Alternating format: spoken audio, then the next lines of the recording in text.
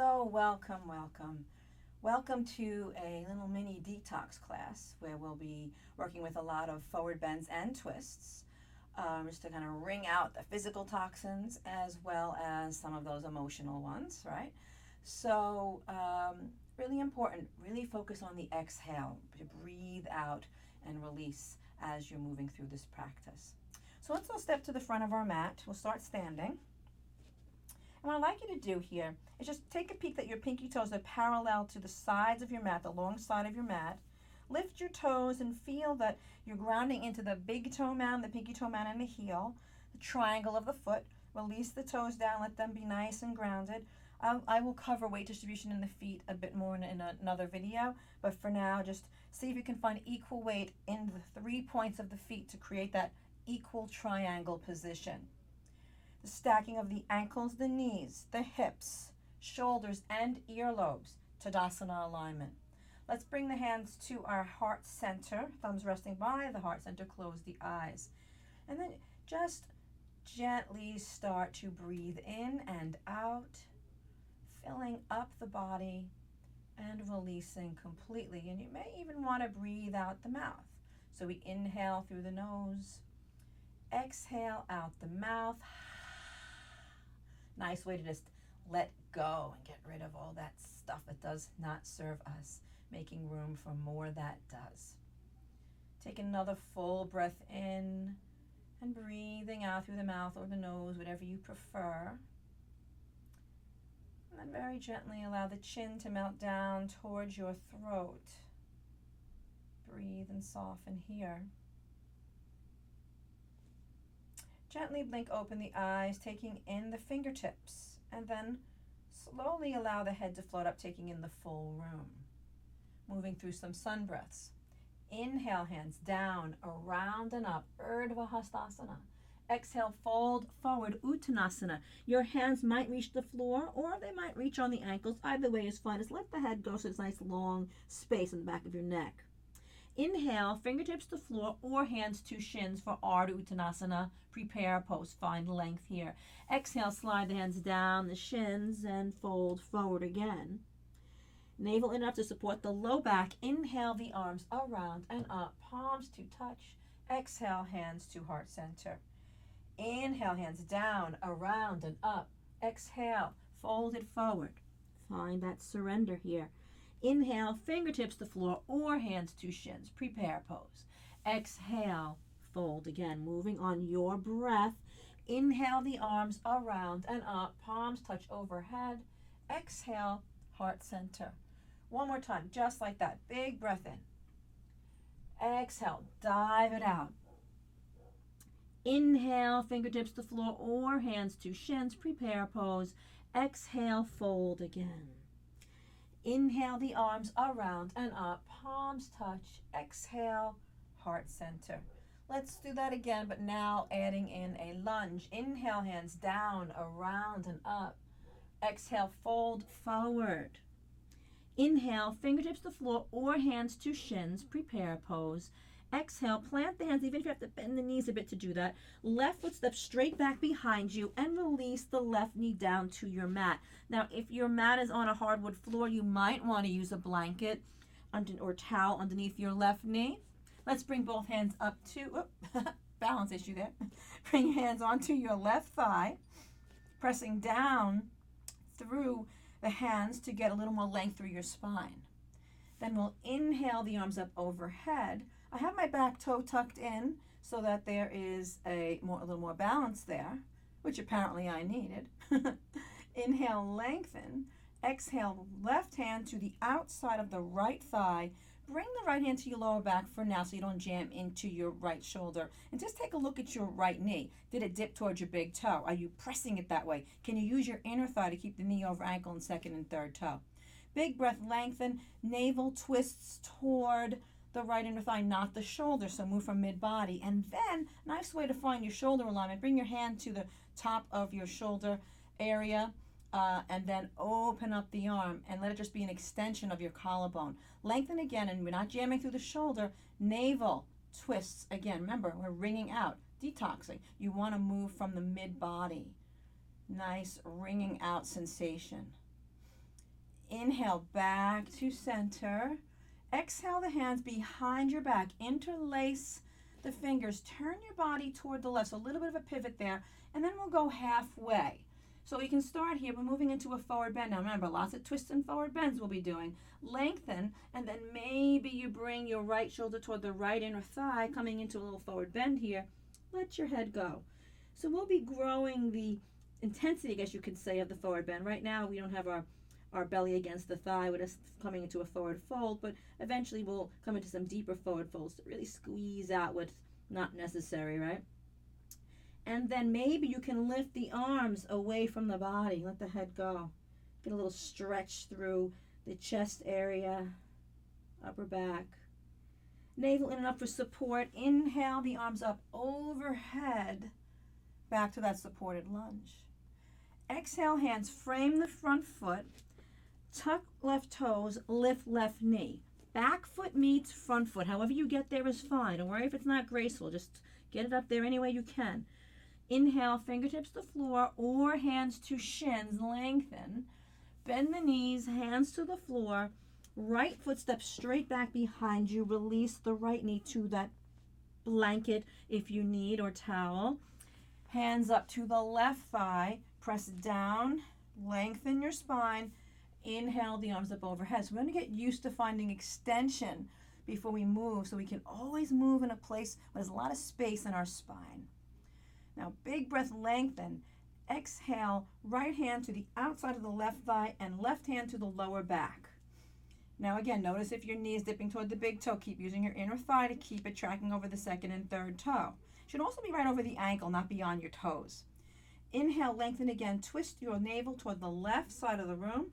And once again, you can bring your hand to the upper part of your chest.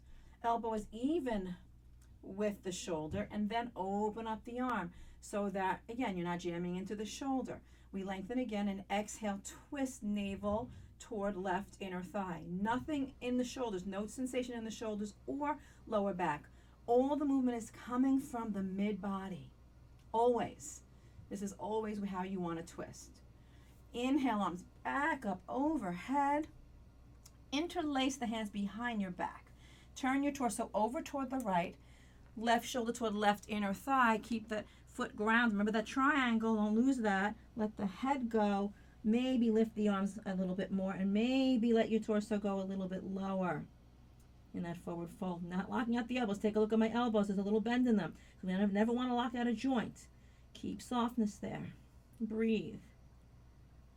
And then we'll sweep the arms back up to our supported lunge. Whoa! Balance is a good thing I'm teaching a balance class today, because balance is certainly an issue for me today. And then exhale the hands to the floor. Lift the right knee. Back foot meets front foot.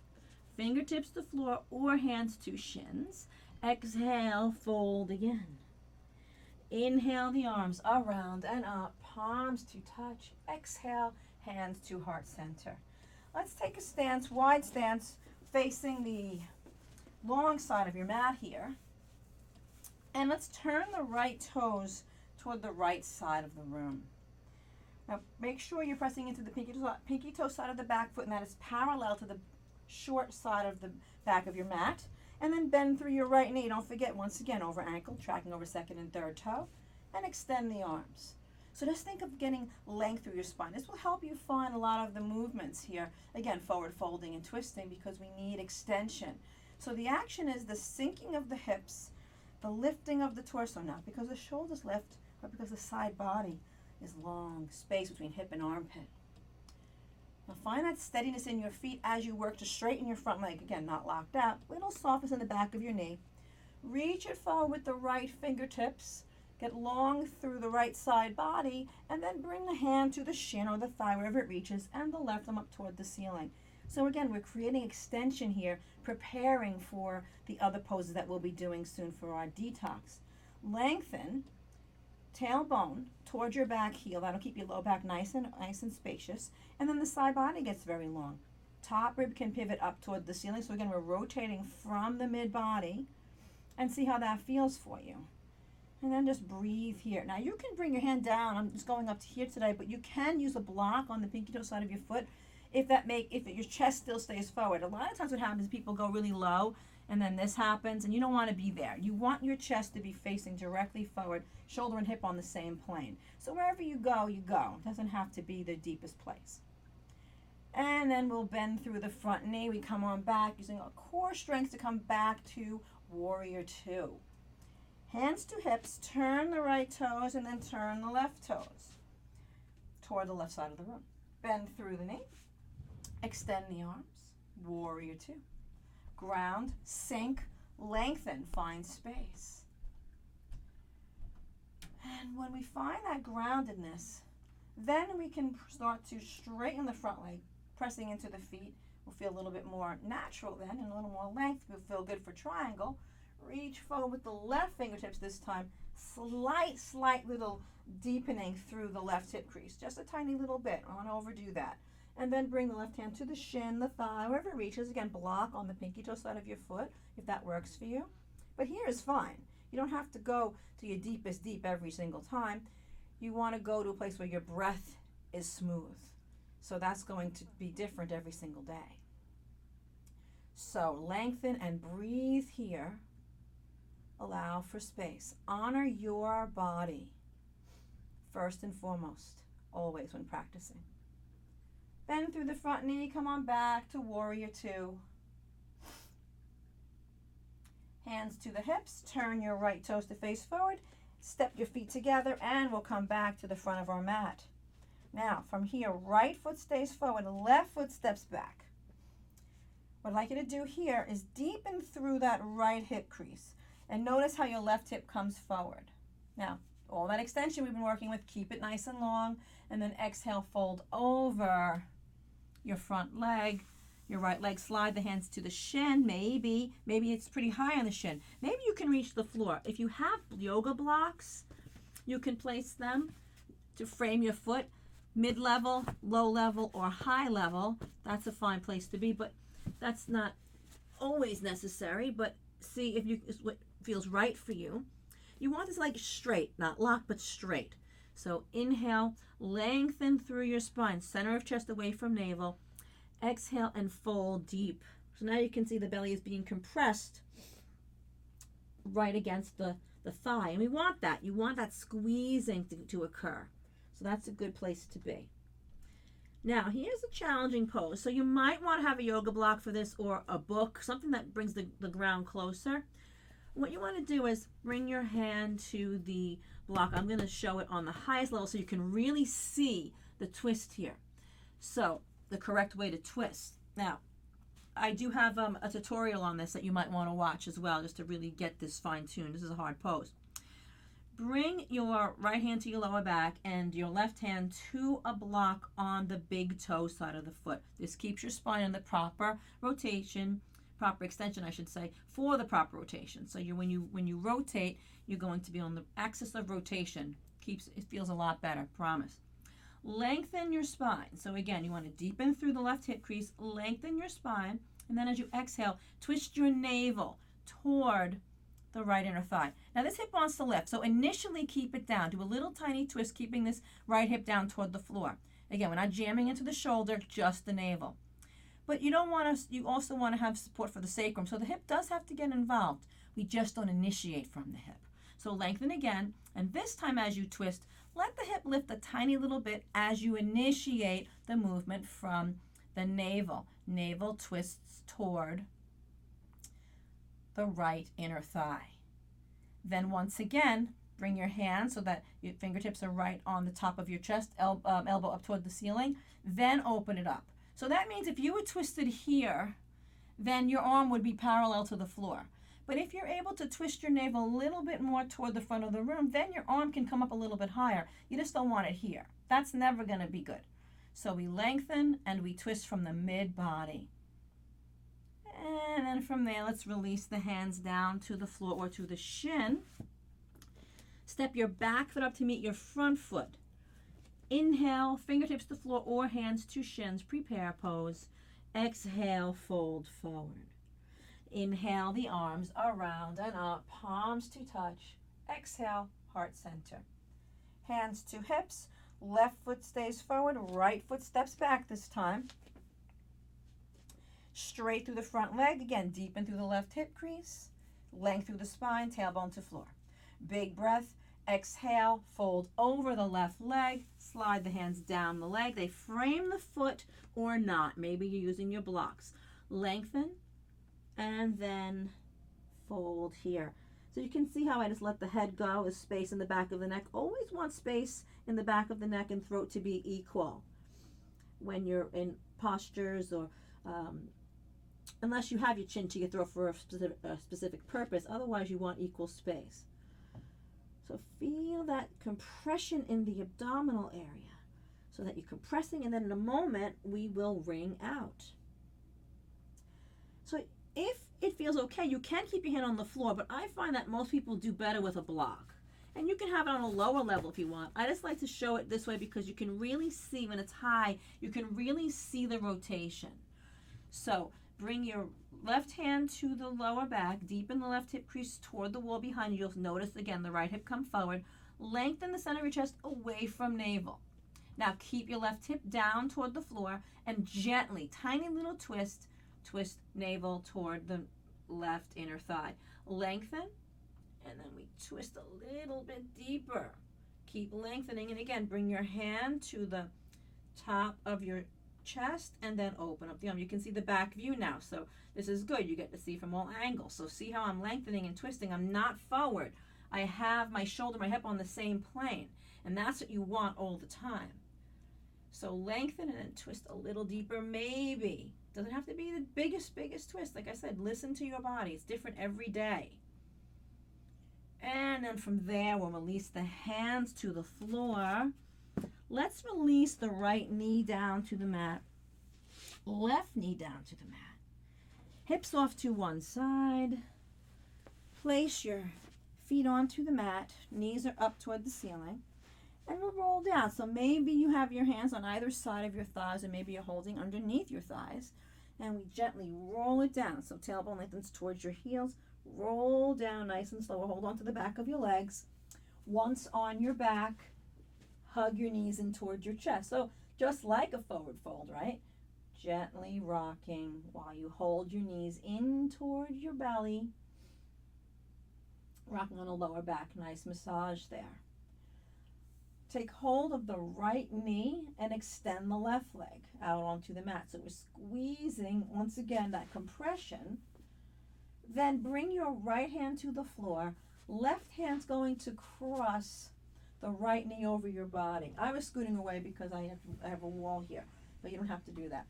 Now, if you twist in this way and your right arm is here, it doesn't reach the floor, then let the hand rest on your hip. You don't want your arm just dangling here, putting all that pressure on your shoulder. If it can reach the floor, then it can stay there. Both hands can stay, both arms can stay on the floor if it feels comfortable. So be there if that's working for you. But either way, even here on your back, you're still wringing out, but you're also surrendering. So notice all that softness, all that easefulness. Let it just melt out of your body into the earth. So you can just let go of anything you may have squeezed out, wrung out. Soften the breath here. And then we'll come on back to center. Hug both knees in towards your chest. Maybe rock side to side again. And then we'll hug the left knee and extend the right leg onto the mat. Squeeze in. So again, getting a nice compression there. And then we'll take the left hand comes to the floor. Right hand crosses the left knee over the body. Arms can be wide on the floor, or again, if you find that your left shoulder is up away from the floor, it can rest on the hip. But if both arms can rest on the floor, your arms can stay out in like a T position, whatever you like. But again, breathe deeply into the right ribs and surrender here. Breathe full, breathe deep.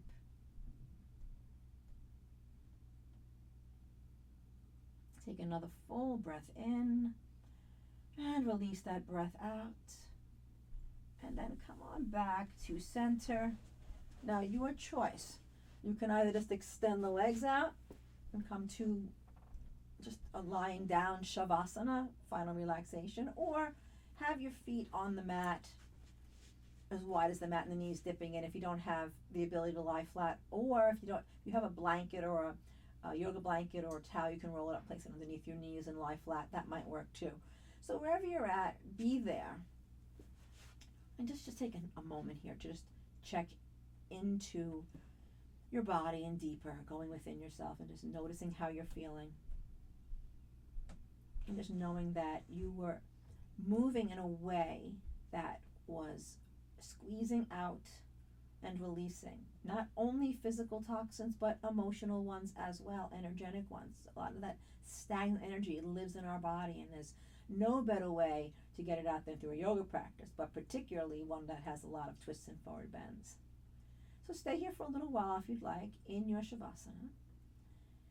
Know that this is the place where all the changes take place, where everything is going to be merged and integrated. So stay for a little bit, breathing for as long as you'd like.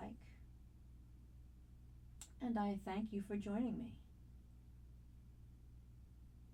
Namaste.